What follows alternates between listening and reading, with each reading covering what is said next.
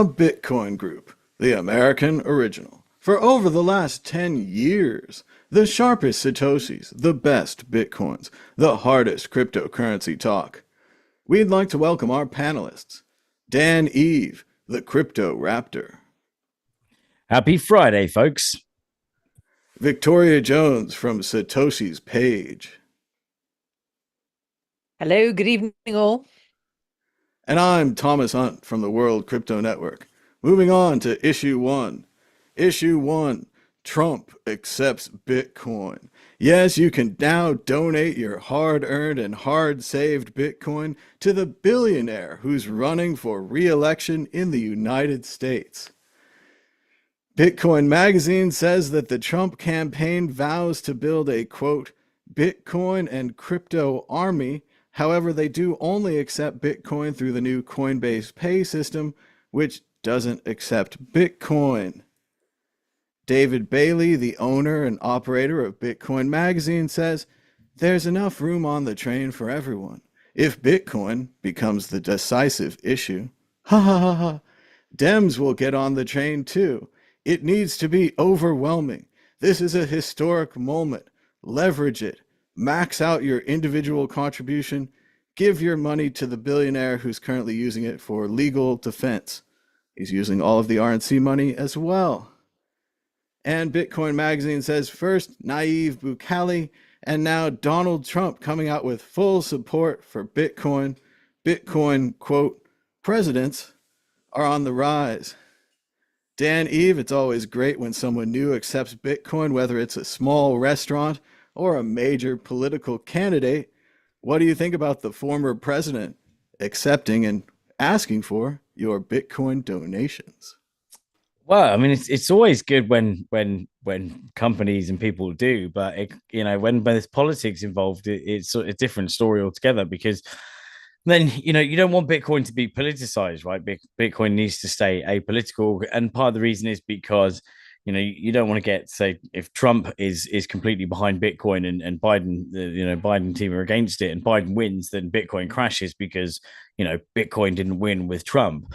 You want it to be to help anyone to be valid and useful to anyone, any political party. So you want the best solution would be bipartisan support of Bitcoin. And both of the parties understanding and showing how it can be used for positive fundraising and for positive means in the world. But politicizing is always a bad thing, right? Because then if it loses, then it's like, well, the market's done. Oh, Trump, Trump, or it becomes a kind of Trump likes Bitcoin, therefore I hate Bitcoin because because I have to hate everything that Trump hates, or vice versa, right? If it's a Biden thing, like the Biden admin supports Bitcoin, that must be stupid, or whatever voice would mock a Democrat. That definitely wasn't a Southern voice. But you know what I mean. So I think it's best if politics stays out of it, right? It can be useful in any use case. It can be useful for truckers. It can be useful for Antifa.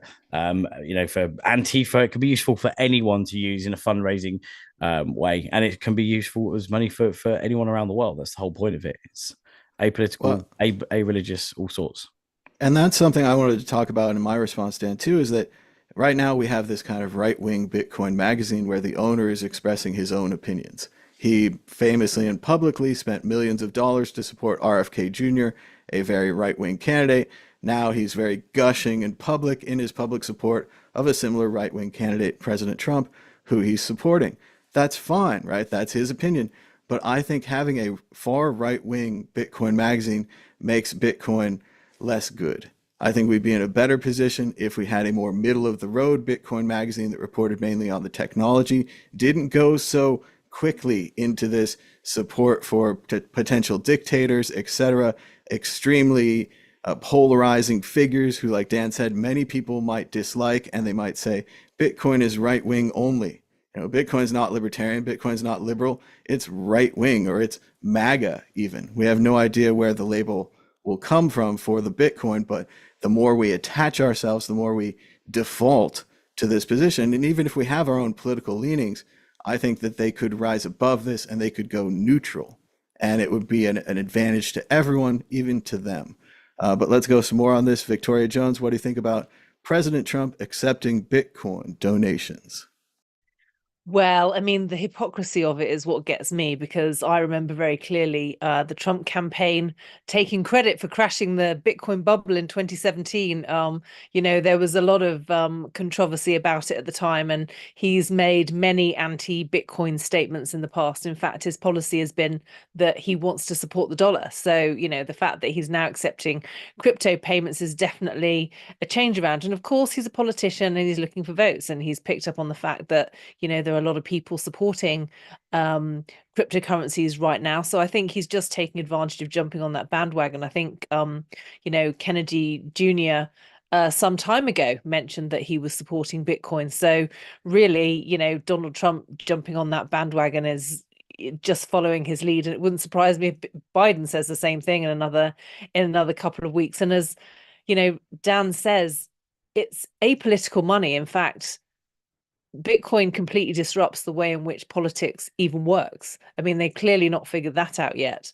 And even, some Bitcoiners are struggling to get their head around that concept. You really need to understand how money works and the history of money to understand that, governments only exist the way they do now because of central banking and the way in which central banking has developed. And if you don't understand any of that stuff, go to my website, satoshispage.com, and read some of my newsletters. I lay that out there all for you, because some of that foundational stuff, helps you to understand where these things come from. I mean, the way in which government operates today is an anachronism of history.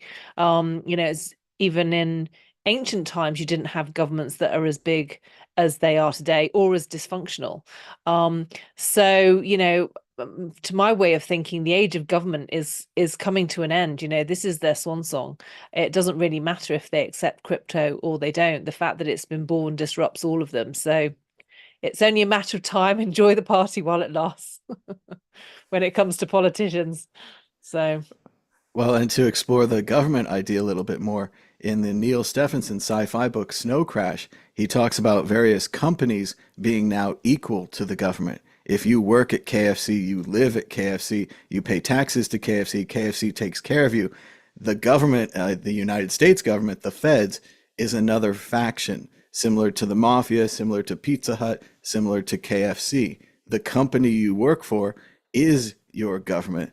And I think Victoria would see this as a return to feudal times and castles and lords, where it was much more distributed. This current system where you have an overarching government above everyone, even the most powerful like Jeff Bezos or whatever, allegedly above everyone. We'll see how that goes. But yes, I think it's a very different system, and Bitcoin encourages that decentralized system, that system where you could be completely supported by KFC. Your needs would be filled. You would have no reason to go to US government, and all of your disputes even could be described and solved by KFC court. You could double down. But let's see, I've got more notes on this. I was just going to say, even if you're a right-wing person and you support Trump, you have to still kind of see through this Bitcoin donations scam here. You have to kind of see through this. You have to rise above and you have to say, is this guy really our friend as far as Bitcoin goes?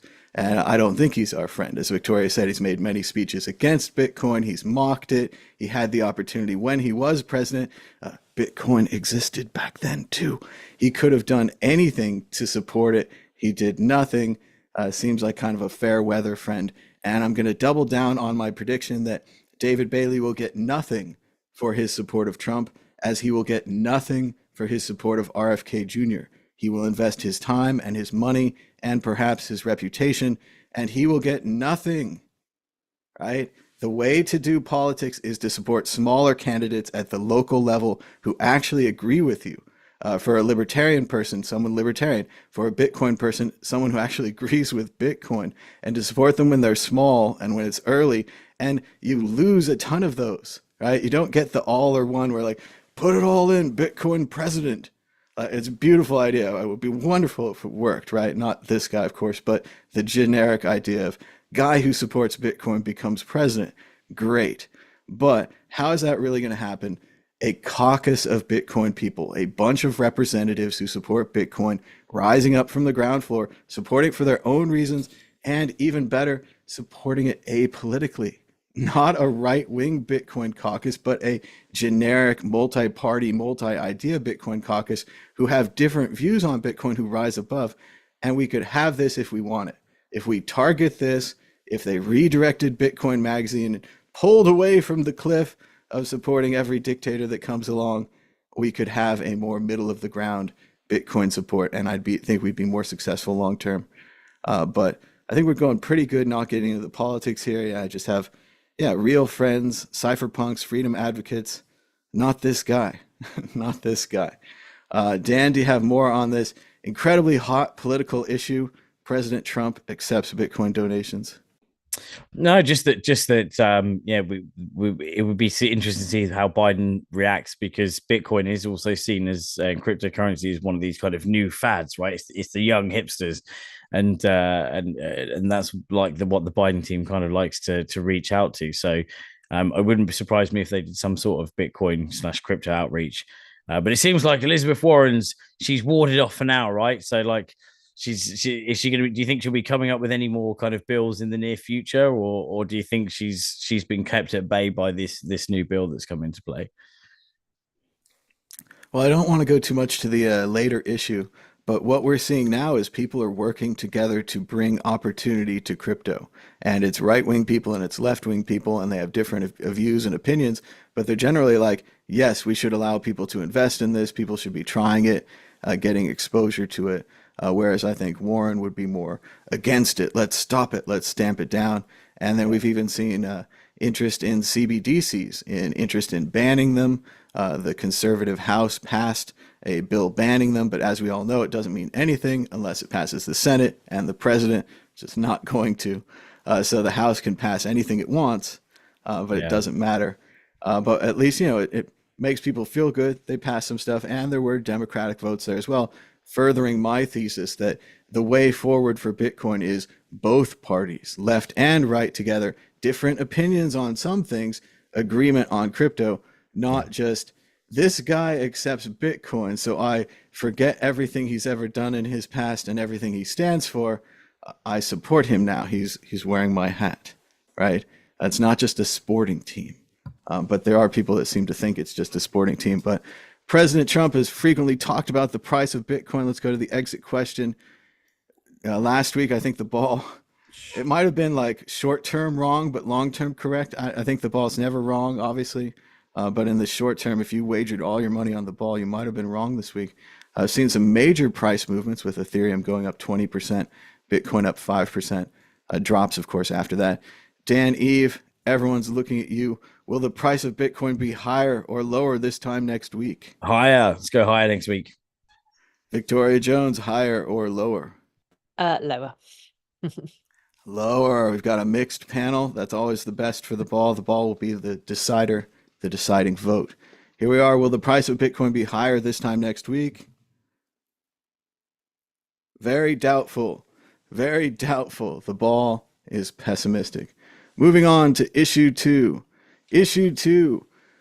Judge has published his ruling in the COPA versus Craig Wright lawsuit that Craig Wright is not Satoshi Nakamoto, as the ruling says from the High Court approved judgment. Thus, Dr. Wright presents himself as an extremely clever person. However, in my judgment, he is not nearly as clever as he thinks he is. In both his written evidence and in the days of oral evidence under cross-examination, I am entirely satisfied that Dr. Wright lied to the court extensively and repeatedly. Most of his lies were related to the documents he had forged, which purported to support his claim. All of his lies and forged documents were in support of his biggest lie, his claim to be Satoshi Nakamoto. As we've heard in the supportive British accent, Dr. Craig Wright is not Satoshi Nakamoto. Victoria Jones, what do you think about this stunning release from the British court? Craig Wright is not Satoshi Nakamoto. Later parts of the discussion say that he has wasted the court's time, perhaps in a legally binding way where they could come after him for that. It is a crime of sorts to waste the court's time, certainly punishable, and he's done quite a lot of it, as it seems. Well, I just find it remarkable that they've taken so long to figure it out. I mean, considering how many court cases that he's had against him, and I love that last line. Dr. Craig Wright seems to be a uniquely unfortunate individual, considering how many things seem to have gone against him. The victim of a very large number of unfortunate coincidences, and he really wasn't very complimentary on his ability to lie. Yeah, I mean, pretty damning on his character, really, which most of us knew.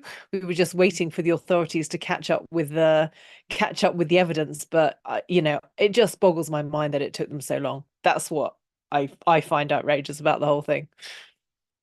I like that it's authoritative. I like that it's thorough.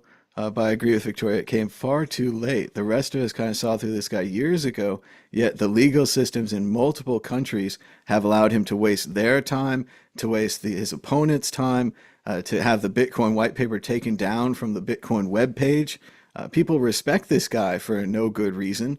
And that respect, that kind of, I don't know, we have kind of an openness that allows us to fall prey to these scammers, as we've seen in other departments and issues we've talked about. I think we just fell prey to another one here, and the court has finally said, hey, wake up, slow down.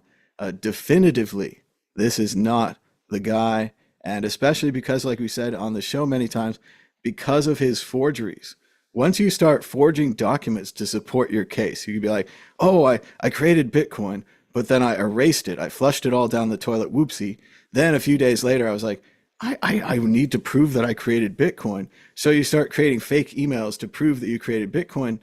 You're not helping your story. You're making your story worse. A better story is, I created Bitcoin. I flushed it down the toilet. I have no proof, because somebody somewhere might have some cool proof that you created Bitcoin, and they would prove your true story. And, if they go down the toilet, they'd be like, yeah, we found pieces of paper. It's true. Whereas your false story is always going to lead to more false stories, and you're going to become a forger and a liar. And that seems what Dr. Craig Wright has become. Dan, Eve, what do you think about Craig Wright? Suddenly from the court, an accomplished liar, but not Satoshi Nakamoto.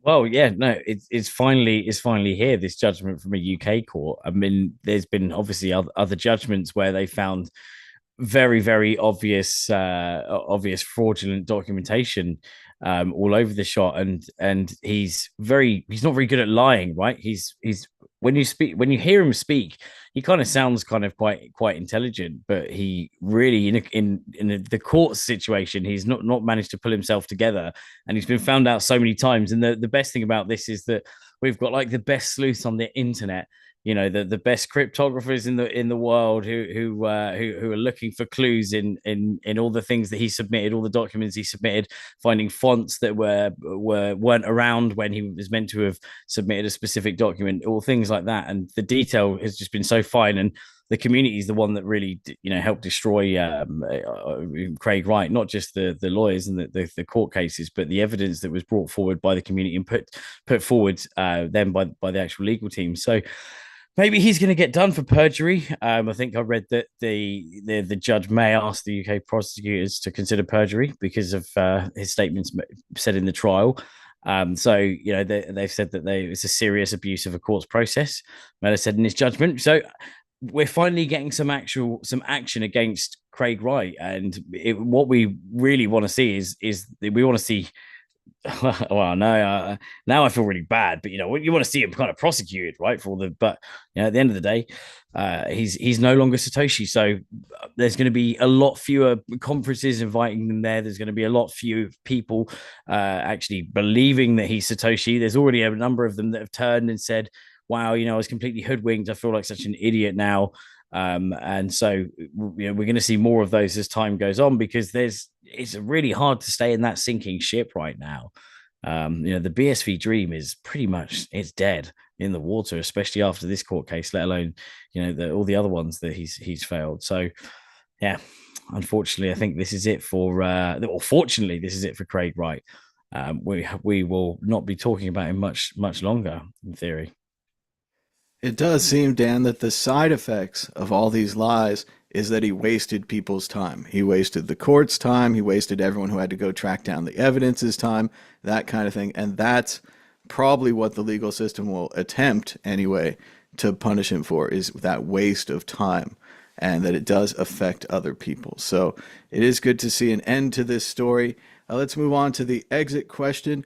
We know now, at least according to the British court, that Satoshi Nakamoto is not a loudmouth Australian bragging to everyone how he's the greatest sword fighter and the greatest writer and the greatest bowler and the greatest runner and all these things.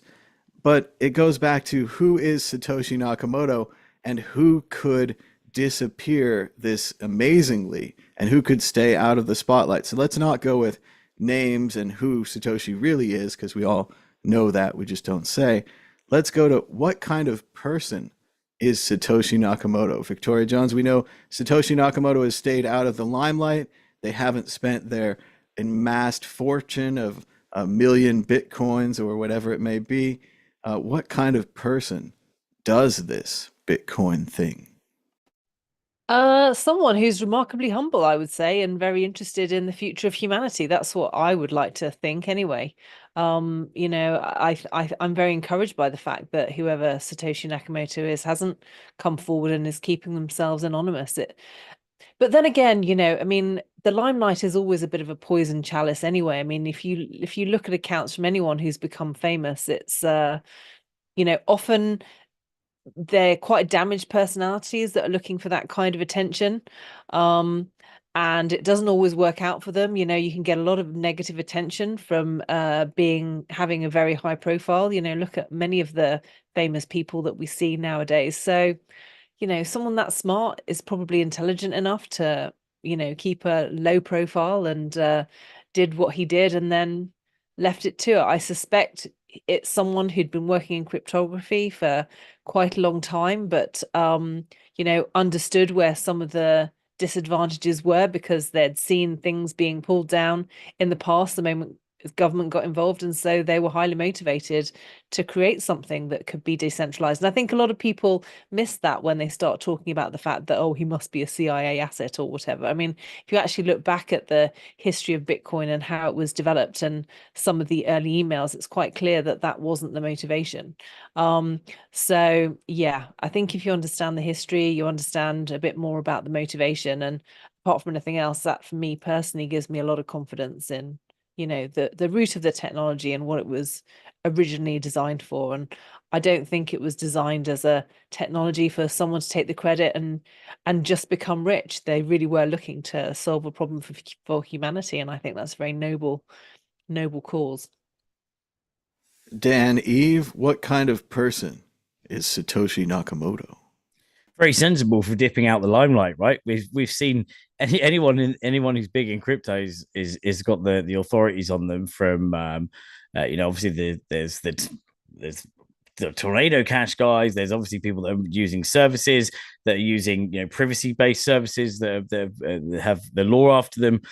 There's the guy in wasn't the Binance exec in Nigeria like recently kidnapped, basically, like kidnapped maybe a strong word, reprimanded, so like if you're the head of a company in crypto, there's a lot of eyes on you, and that's just the head of a company in crypto, let alone the inventor of Bitcoin. So you had to, whoever you are, you had to just disappear off, because you're just going to be hounded if you really believed in your invention, like Satoshi did. You could tell by the writings that he knew what was going to happen, like that it was going to be huge, like mega huge.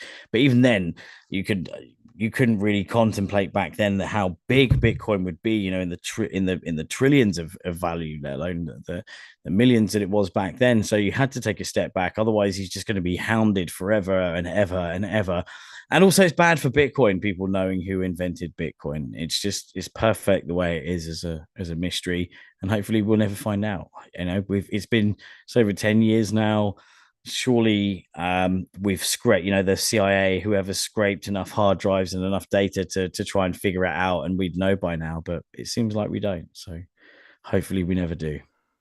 Well, and how can that be possible, just for a second there, Dan? How could there be no evidence? Like, you took this data, you took this program, you took all these words, you put them on the internet somewhere, right? There must be a record of it somewhere. And yet, with all the resources in the world, they haven't tracked him down yet. Indeed. And another interesting idea there that Dan brought up that I think we can all think about together is imagine if Satoshi was public.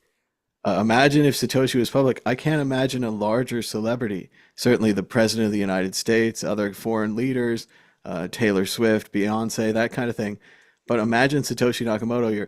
Oh, I was at the coffee store and I saw Satoshi. Whoa. And there's a helicopter falling around, and he goes to the movie theater and he goes to the meetup or whatever, and he's meeting people and he's talking to them.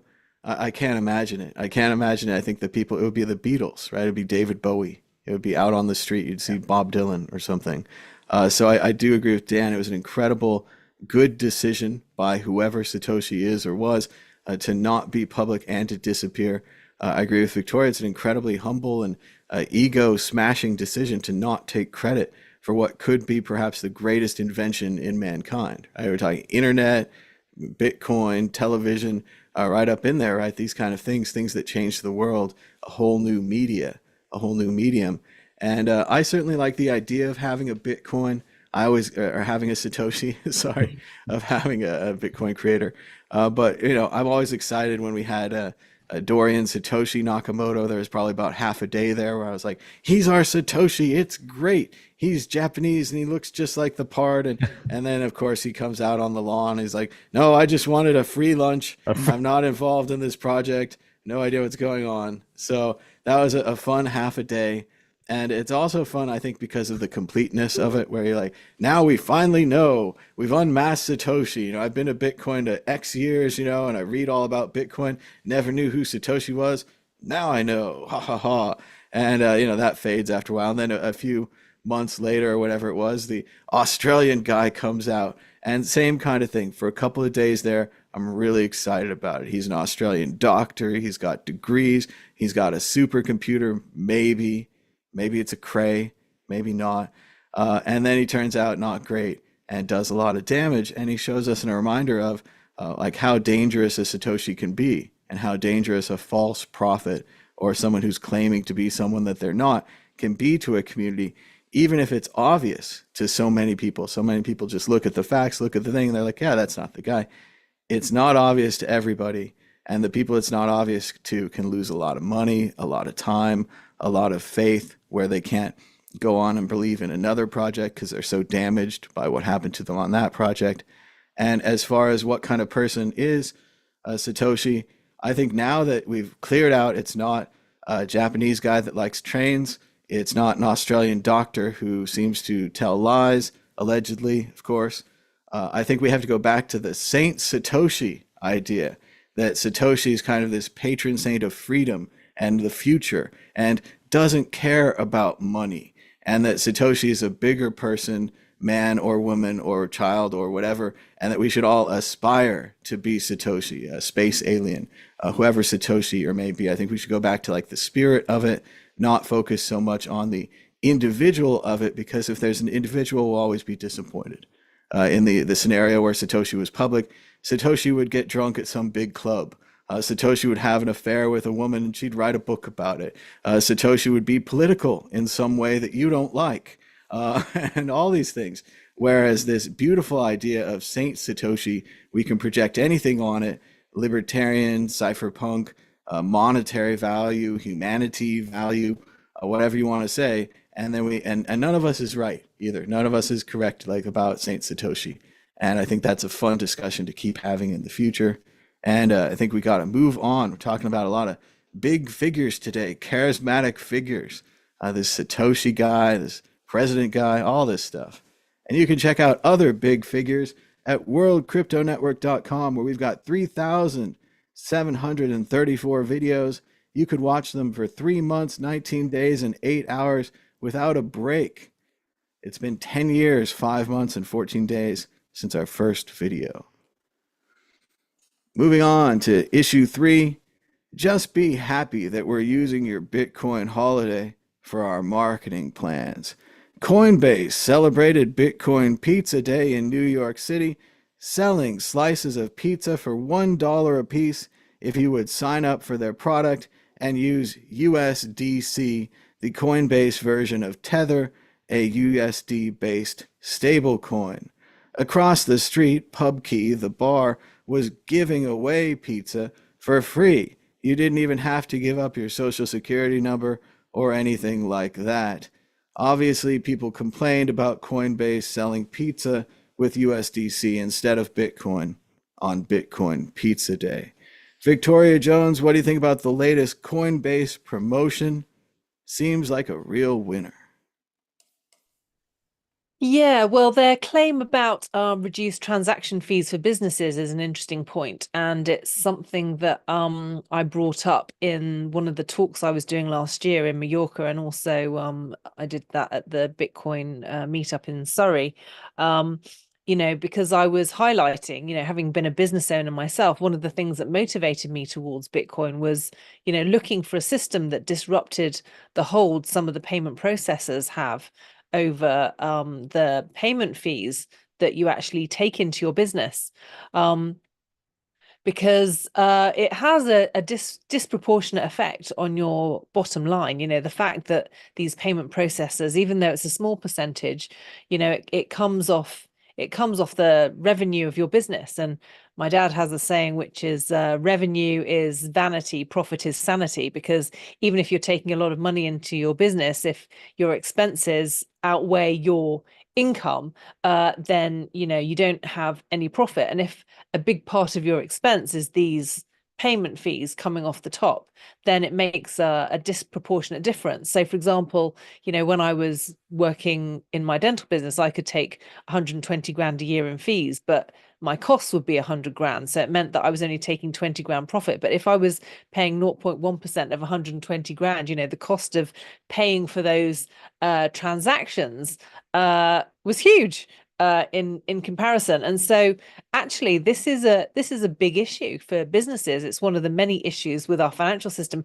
and it's not something that I actually hear spoken of very much. I mean, a lot of people talk about US debt and how we might be going into hyperinflation, but the fact that every business that uses a payment processor has this issue has a huge effect on the way in which our economy works, and how well businesses can deliver their services to us, especially when it comes to independent businesses as well, that don't have the advantages of corporate structures and can negotiate discounts for these kinds of things. So they're certainly highlighting an interesting issue. And one of the things I was pointing out in the talks I did last year is that I think this is one of the ways in which governments could actually leverage their argument for CBDCs. The transaction fees from payment processors is definitely a way in which they can kind of take away one of the arguments for Bitcoin. Certainly what got me interested in Bitcoin in the first place. It's one of the arguments that they could actually leverage to try and hijack us into a CBDC. So it's a nuanced argument, but one that it's definitely worth paying attention to. And interesting that Coinbase should use it on our pizza day. How very dare they? It does sound very nuanced, and perhaps nuanced, far too much nuanced for a marketing message. I do agree with Victoria. The credit card fees are crazy on the businesses. We used to talk about this a lot back in the day when Bitcoin was more of a means of payment, and that was something we were really focusing on. You'll see this at a lot of businesses. They'll have a cash only sign, or they'll have even a discount for cash, as we see sometimes at gas stations. And as you all know, gas stations should accept Bitcoin. So USD might be good, USDC might be good for that, and it's a nice thing to highlight. But of course, for me, I can't get past the irony of Coinbase's marketing department and how they make their decisions. Fortunately, I have a cartoon drawing of what actually happened inside the Coinbase marketing department, as it says here. All right, everyone, how should we celebrate Bitcoin Pizza Day? Pizza food truck in New York City. Let's only accept USDC. Why don't we also accept Bitcoin over the Lightning Network? And then they throw them out the window. But it just does seem so funny that it's such an obvious Bitcoin holiday, Bitcoin Pizza Day. They just start accepting Lightning Network after all the war and everything that happens. And it comes a great time where they could bring the Lightning Network and the pizza together. They could still do the thing where they get the signups. I get that. I'm not anti-marketing here, like Bill Hicks. But they could get the signups. They could get the dollars. They could have done it on Lightning Network. They could have pissed off no one. Instead, they were like, those Bitcoin people, they don't really matter. Go ahead and piss them off. Who cares how ridiculous it looks that we're doing USDC pizza on Bitcoin Pizza Day? Like, forget about the ridiculousness of our marketing. What? Again, I just don't get it. They probably got a lot of sweet money from using USDC, though. They probably get a penny on each deal, and it's super sweet. Dan, Eve, what do you think about Coinbase and their incredibly interesting marketing department that continues to hate Bitcoin as they have since they stopped paying the San Francisco Bitcoin meetup our measly few $100s a month? Yeah, it's strange because they could have at least added Lightning as an option, right? They could have made it, the Lightning is as the main piece, and or you could use USDC, or even the other way around, but just not to offer it at all. But it, unfortunately, this, when a lot of people have been saying, right, that Bitcoin's not it's not the thing to be using as money. It's not it's a store of value, so you can't use it to buy a coffee or buy a pizza. So, on the same side of the maximalist argument that it should be used for as money, they're saying don't use it as money because it's not, it can't use it to buy coffees and pizzas and silly things like that. But they should have literally just offered it in Lightning. It probably wouldn't have really they helped them a huge amount, made them a huge amount of extra effort. But let's face it, unfortunately, there's a lot more USDC users probably than there is Lightning. So from a business perspective, for them, they've got to go where the numbers are. Lightning's a great invention, but it doesn't have the same user base kind of USDC does. And until it does, it's not going to be the pick, the prime pick. So it's really silly to promote Bitcoin Pizza Day using a stable coin on Ethereum and other networks. Maybe they use other networks. They could have at least used Lightning as well, but Bitcoin is a store of value. That's the latest sort of. So that's the part I like there, Dan. If you were in the meeting and the meeting was like, how are we going to celebrate Bitcoin Pizza Day? And they're like, we're going to use a stable coin based on Ethereum.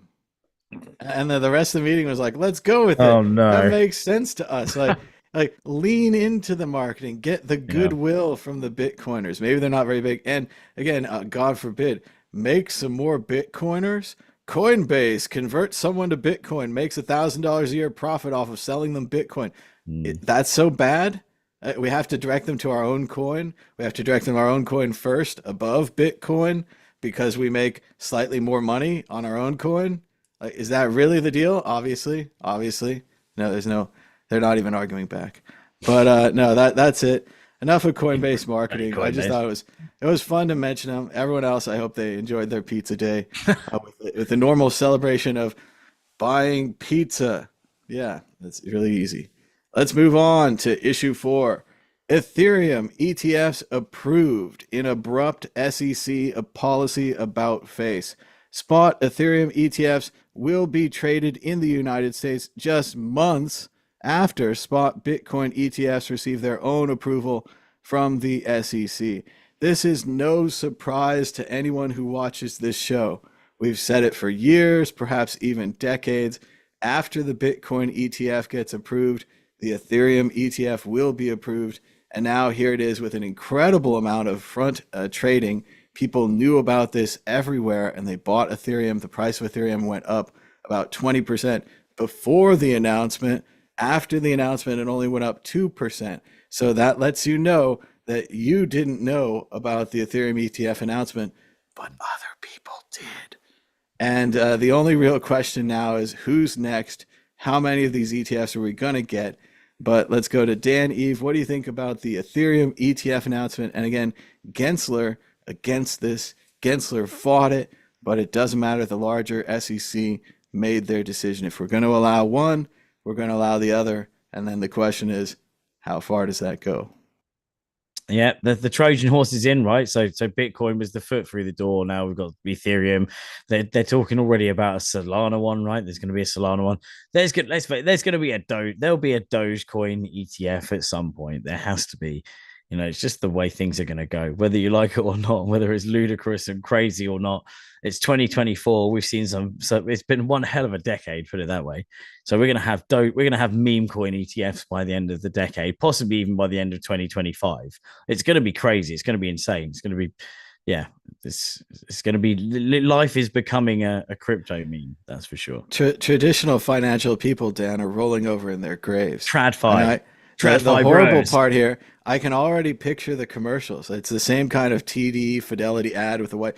Are you thinking about investing in something fun? And a dog runs by and the sun's setting and it's green grass. It's like, invest in Dogecoin.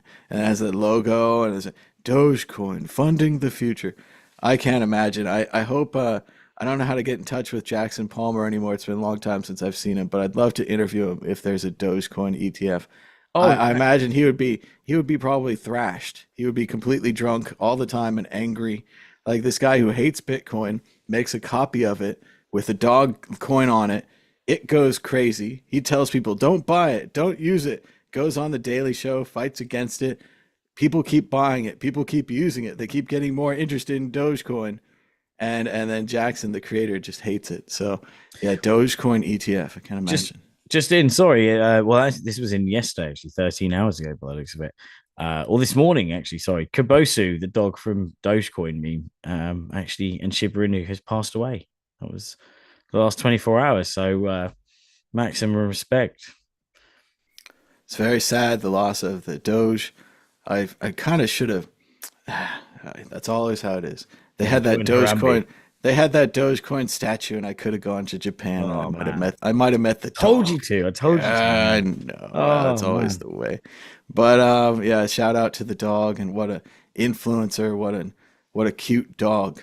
I think that's the greatest thing that you could be as a dog, is a global, worldwide cute dog.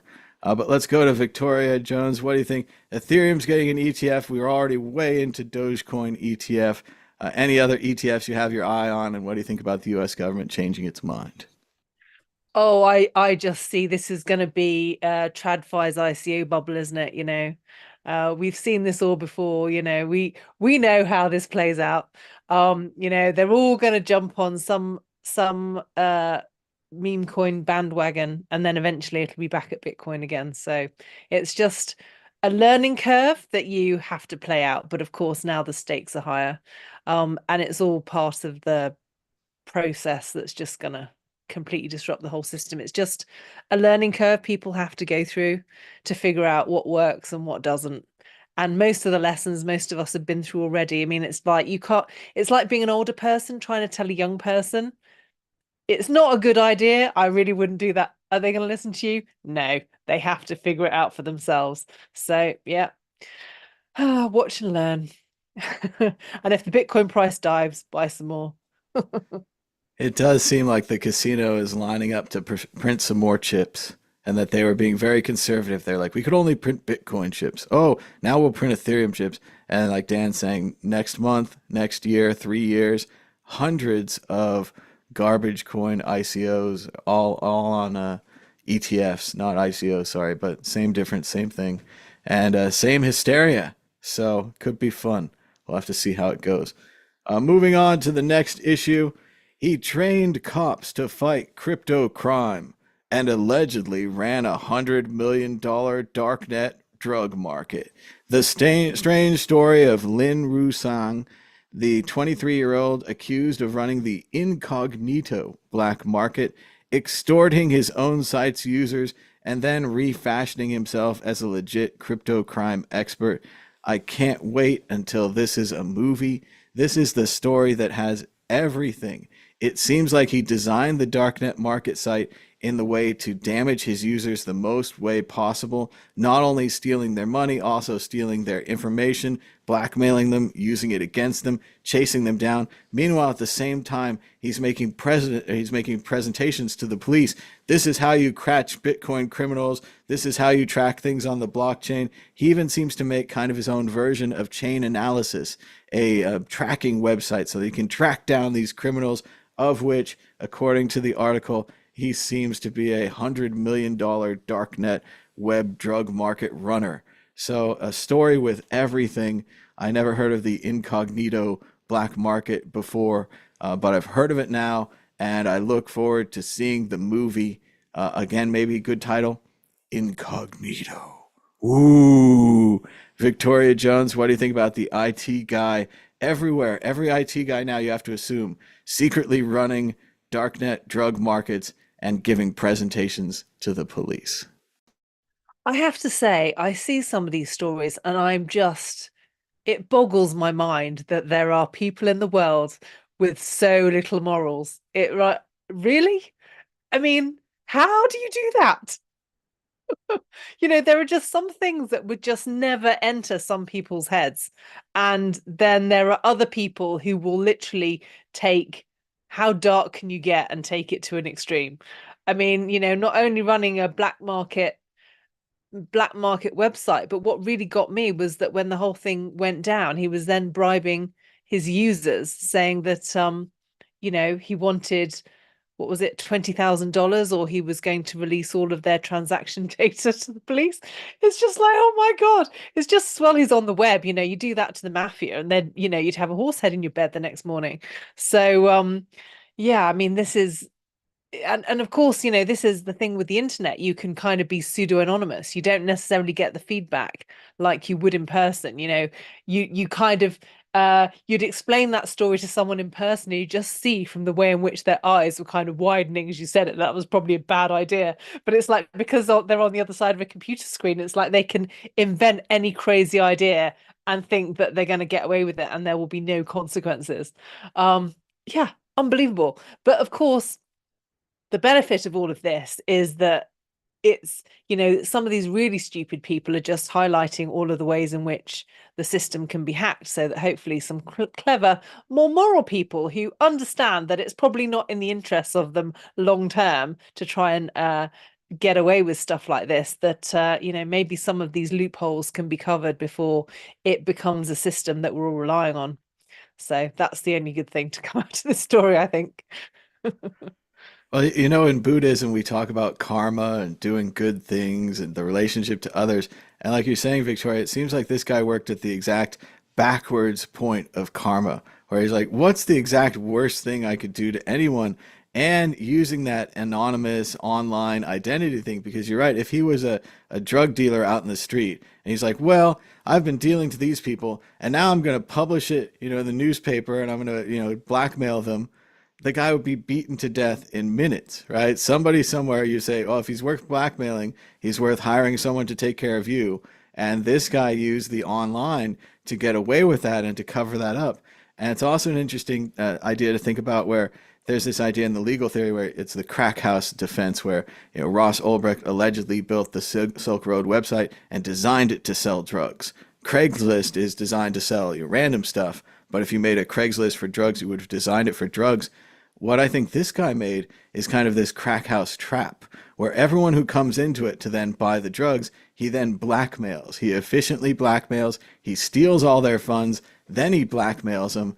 It's like a much worse thing to make. At least the other guys were just trying to make profit on the sales or something. This guy, from the beginning his customers came in, he was using and abusing them in a unique way. And in a similar way, he was using and abusing the police, breaking their trust, claiming to be an expert, secretly doing all these things. Just what a bizarre story. And we're just touching the surface of it here with this article. Obviously, we don't know anything. We just read the article. But what a movie. What an idea this will be. Dan, Eve, what do you think about the nerdy computer guy who's secretly blackmailing every single drug user on his website and works for the police? It's great. Yeah, well, I know a few people that used it who were like, oh, it's shut down, and they didn't know why. And then I sort of looked on, I was like, have you looked on Twitter? And yeah, and I think it was Jameson Lopp that tweeted about it, and I think he released like to the endless troll. So after keeping everyone's money, he informs them that he's keeping all their money. Puts like a note on the website with a red and green status, and their username. So it's literally got everyone's username. They all started off red, and if you pay him the $5,000 in Monero, your username goes green, and you don't get your information sent to the police. So there was this massive board of people slowly going paying their $5,000 ransom. That's a game show. That's a Monty Python game show. Yeah. Blackmail. They had the whole bit. And here he comes, Mr. Jones. We're going to show the footage. Yeah. Oh no, will he call in time? Oh no. So it's seedy, but this is what you've got to be careful if you're using a dark site, a dark net site. There's going to be some messed up stuff potentially happening, and the worst thing that there, as a user, I'm not sure if people were that implicated. I think he threatened to sell the details, but I'm not sure if he got to that stage. The last I saw of it, it was just extorting the sellers out of their $5,000. The buyers, I mean, what I'm not sure what local laws are like, but I mean, if the police find that you're buying something, I'm not sure what the law is around that. Like, because usually buyers, they don't go after the buyers, right? They go after the dealers. So it certainly depends how bad the thing you're buying is. If you're buying a underage girl, it's pretty freaking bad. Some kind of drugs or some kind of weapons or whatever. You have no idea. This isn't a. I was thinking of something. This isn't one of those old-fashioned Dread Pirate Roberts raw milk websites where they had limits on stuff. This is one of those open websites where you could buy anything. Oh, okay. Well, I imagine. Yeah, no, that sounds terrible. Well, obviously, okay. So the probably so the buyers are. So beware buyers. Unfortunately, the cops are going to be out for you as well. Then. Well, and again, think about those are the buyers that you're going to blackmail. You're like, those guys who are on my website buying anything. Those are the ones I'm going to blackmail. Not like some nerdy guy who's selling porn or something. It's a bunch of losers. No, I'm selling, weapons and children, drugs, fraud, and I'm going to blackmail those guys. Cards. There's probably like cards and stuff, cookbooks, and all those sorts of random things, right? Yeah. No, in fact, the buyers beware as well. So yeah, if you're going to use a dark market, don't be very, very careful. Moral of the story is, don't use a dark market or shit yourself every day because you might be extorted. Certainly don't leave your funds on there. This is another one of those sheep marketplace stories where they're like, the service was really great. And then one weekend they shut down and ran off with all our funds. I contacted customer support several times. No one sent me anything back. This happens time and time again. And, maybe it'll happen with a large exchange someday, people leaving their money on there. We talk many times, creating your own wallet, having a Trezor, a Ledger, or something like that, having a way to hold your own keys, and how this is different than having Coinbase or someone like that hold your own keys. But imagine those who said, yeah, incognito market. That's who I trust to hold my own keys. Savage. Well, maybe this is another opportunity for the service Ben that was talking about for a long while, where you can have you can use Nostr to have a portable reputation. So if incognito shuts down, you can go on to the next dark market, whatever that is, and have all the reputation that you had from being a reputable seller on the previous dark market. So yeah, I think there's more opportunity for that now on Nostr. That is true, Dan. The real loss here, as with the Silk Road, is the loss of these reputation systems. They're like little mini eBays. Now maybe eBays for drug sellers or cannabis sellers or what have you, but still valuable mini eBays. Let's move on to the exit questions. I noticed in the headline that this guy is only 23 years old. What happened to this guy to make him this way? Did his girlfriend break up with him? Did he live a life where he's very poor and he needed more money? Just speculate. Obviously, we don't know this guy. This is all allegedly speculation. But Victoria Jones, what do you think happened to this guy where, sure, he's creating a drug website, sure, he's working for the police, but then he decides to rip off all the users on his drug website, then to blackmail them, and all of this. It just seems like a lot of dark decisions altogether. Yeah, well, if he's 23, he was probably born around the year 2000. So, his parents may not have a strong moral character in order to give him strong guidelines when he's growing up. Unfortunately, these days you do get parents who are quite neglectful, not paying attention, not having had much moral guidance themselves. And, this is the kind of thing that works in a downward spiral. I mean, it doesn't always work out. I mean, some people are just seem to be naturally moral, but then other people just seem to be naturally not. And it's, at some point, it's like your own persona has to make a choice what kind of person you're going to be. And he clearly chose the darker route with no strong guidance of another alternative. And very unfortunate, really. It's hard to learn those lessons the hard way. It does seem with other cases like Dread Pirate Roberts, allegedly, according to the public story, that it was a downward spiral where first he's selling drugs and raw milk, then people are threatening his large enterprise selling drugs and raw milk, and he allegedly has hits made on them. Similarly with this guy, he's doing the police speeches, he's doing the website, and at a certain point he decides to close down the website, rob the people, and then blackmail the people. They do say, I don't know the details, but it sounds like the website might have been designed with this blackmail element involved from the beginning, and with the seizing funds element involved from the beginning, maybe even having a shutdown button. So everyone should keep that in mind. You never know the marketplace you're using. They hit a certain number and they're like, well, we've got 25 million in deposits. Push the shutdown button. And as fast as you are, as quick as you are, you read the news all the time, you'd never lose your funds in some kind of disaster like that. They plan to leave when they hit their point. And it seems like this guy had a plan to leave beforehand. That's what I find so creepy. He's not just trying to be a marketeer selling drugs. He's trying to rip off people across the board, everywhere we look here, and providing probably bad speeches to the police. Who knows? Maybe he had good evidence there. He was certainly experienced. Dan, Eve, what do you think? What kind of person is this very interesting drug lord character? Oh, he's the sort of guy that used to like burn ants, right? He's like he would get pleasure out of causing people pain. So I can imagine just I mean he could be the sort of guy that got himself into gambling debt or something crazy like that, loan sharks or something, and he really needed the money. But I think you're right. It sounds like he designed all of this with the intent ahead of time, right? It seems a bit kind of pre-calculated, and maybe his helping of the police was a way out, right? He can say, well, this was all planned in the from the beginning because I wanted to catch all these people in the act of doing this nasty thing of buying these bad drugs or buying these bad services and fraudulent cards, so he can turn around and extort all these people. He can probably stash away a bunch of Bitcoin in the meantime and then try and get a reduced sentence by helping the police. So yeah, I think he's an ant burning shitbag. Dan going all in. We're going to put allegedly on the end of that. And again, this is all allegedly. No one knows this guy. Hey. We've never met this guy, and so on and so forth. But it is a very interesting story, and we'll have to keep an eye on it, especially keep an eye on the movie, who's going to play him in the film. So let's move on to predictions or story of the week. I just want to give a big shout out to the brand new documentary about BTCPay server. It's called My Trust in You is Broken.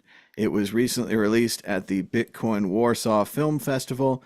They had a major premiere in PubKey, the bar in New York City, and now you can watch it yourself on YouTube.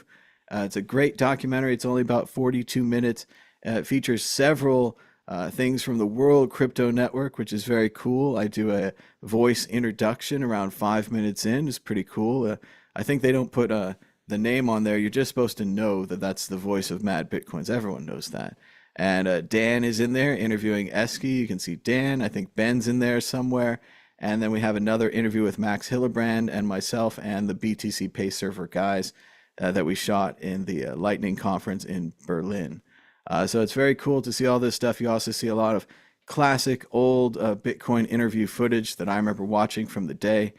Money in Tech, old interviews with BTCPay, and of course the classic dispute about SegWit and SegWit 2x involving BTCPay. So be sure to check it out on YouTube for free. My Trust in You is Broken, the new documentary by BTCPay, and spread the word. Doesn't have a lot of views, but it's great and it's free. So send out a link to that. Tell your people to watch it. Dan, Eve, prediction or story of the week? Go ahead. I don't have any prediction or story of the week, so I'm just going to go with Mallorca Blockchain Days is coming up, right? So if a bunch of us are going to be there. Victoria, you're going, right? Yeah, Thomas is going. Yeah, Josh I'll is be going. talking. I'll be giving a speech. Nice. Yeah. Hopefully, we're still trying to get Martine out there. I think it's unhopeful, but maybe. But yeah, a bunch of other people. So yes, try and get there for Mallorca Blockchain Days. I'm not sure what do you know what the dates is in Mallorca? It's in the middle of July. It's about the second 10th week of of July. July. Well, 11th, 12th to the 13th or something. 12th, Something like 12th to that. the 14th. 11th to 14th. 11th Yeah. to 14th. Yeah, because it's quite a long one, isn't it? Because there's like a bits before and bits after. So yeah, so get yourself to Mallorca for 11th to 14th of July. Great conference. Absolutely love it. Real good conference. That'd be great. Good shout out, Dan. Love to see everybody there. And especially if you're in the audience, come hang out with us. Majorca Conference, not that big, still has room for you. So join us. Victoria Jones, a prediction or a story of the week? Go ahead.